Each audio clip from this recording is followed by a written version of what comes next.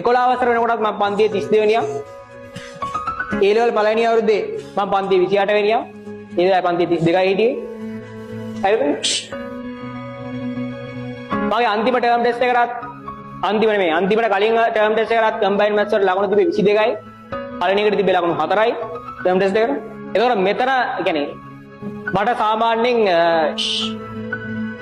අන්තිම මාස 6 ඇරුණාම ඊට කලින් මම ඉස්කෝලේ ගොඩාක් බාහිර දේවල් කරපු හින්දා මට සෑහෙන්න يعني කරගන්න බැරි වුණා. يعني ගොඩාක් දේවල් يعني අධ්‍යාපනික වැඩක් කරගන්න බැරි වුණා. අන්තිම මාස 6 විතර තමයි ගේමක් ගහන්න තීරණය කරලා මම ගේමක් ගහන්න ඕනේ කියලා තීරණය කරලා ගේමක් ගැහුවා.